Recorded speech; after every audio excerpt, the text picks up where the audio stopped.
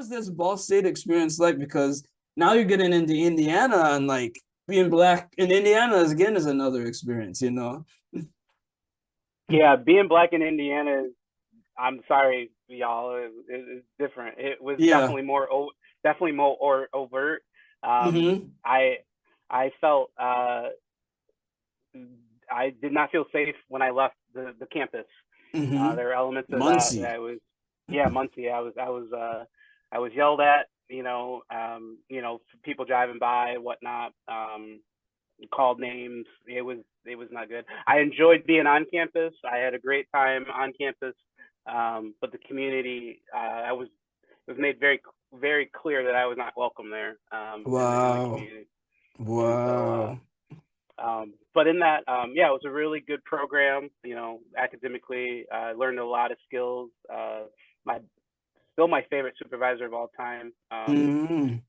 was there, and so, um, yeah, great program. The students were curious, like they had, um, some opportunities to open their eyes and perspectives. I had realized, I was like, man, I might be the first black person that's their boss.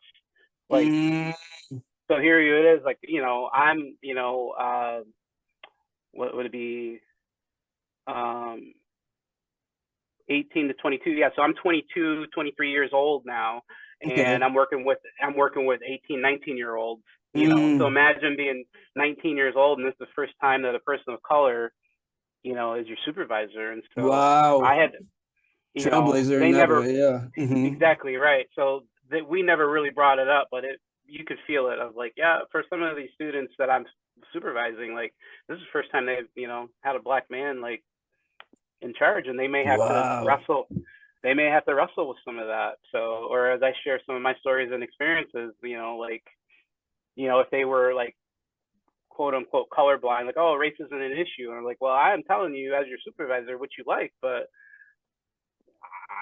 I just had a bad experience going down the street. I think you people don't know understand that as like the majority of universities in the whole country are 10% other, 90% white. And when right. you get like Central Michigan was 10% other, I don't know, maybe 2% or 1% black. Western is something similar. I'm sure Ball State was something similar. San Diego State was also 10% other, Right. even with such a large Spanish speaking population there. So, like, you're already a minority, but you're a percentage within the other. And now you got Mm-hmm. this guy as a supervisor. Um, Mm-hmm. it's, yeah, it's like, I don't know. People don't understand, and that's kind of why it was great to be able to speak to you. Is like, because you can't like really tell no one about it. You can't. No one understands what it's really like to be in that room, in that classroom, um, oblivious or not oblivious, aware. Both experiences are kind of strange. You know, when you're young, you're kind of oblivious. Then you're aware, and you're like also a strange experience. And you always left that question of like, was that racism? Was it? You never really can have an answer because they might not be able to articulate the racism until you get to Muncie. Then it's blatant. It's like, Yeah, hey, there's not. it was much more blatant and overt in Muncie. Yeah, but you're right. It's a little bit more subtle. It's a little bit more subtle. But actually, as we have this conversation right now, in terms of the first time I had a black supervisor, um, Mm. yeah, would be when I was an RA, Mm-hmm. and yeah, it definitely would not have been at Little League or at the grocery store. And so that was, Yeah. um, yeah, that I didn't realize it until now, but yeah, I was not the token anymore. Like I was in Mm-hmm. high school. There Mm-hmm. were other. I had other black RAs on staff with me, and so, yeah, yeah, we were there to do a job. And so, there's a big push in my career field now about, diversity education and equity work, inclusion work. Mm-hmm. And so, um, we didn't have that back then. It was just, we were aware of racist ideologies, and there was a office for diversity and inclusion. I didn't go over there to that office because I didn't need that support. I didn't have anybody like actively coming at me. Mm-hmm. So I knew the office existed, but I didn't. I had it in my head of, if you need help or assistance, you can come over here. And Mm-hmm.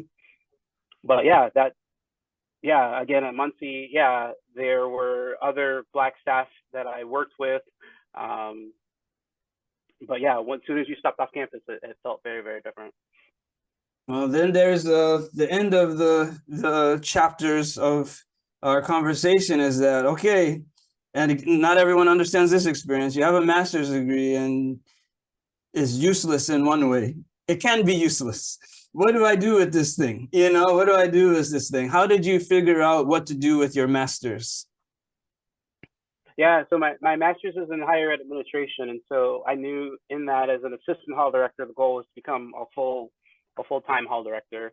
Okay. And So in which that, is outside, like a full-time hall director is someone's job. It's not like a assistantship.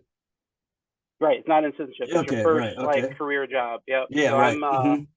I'm about 20, would have been 24, 25 years old, and so it was really more about location. I was pretty confident in my skills, and with the degree, Ball State has a really good higher ed program. So I knew that on paper it would get me in the door for interviews, Awesome. and it did. And so I got multiple job offers, and so I was just really trying to figure out where geographically I wanted to land. And so um, so again, yeah, kind of geographic was Kalamazoo, and so not being too far away from mom and grandma and stuff like that, and so yeah, that's how I landed here. So I And love so you became a Kalamazoo. hall Yes, director yes, first. became a Yeah, hall okay, director now I first. remember Yep, that. yep. How long And were you a so hall director then? I did that for like 7 years. Oh, wow. Okay, I didn't even know it's that long. So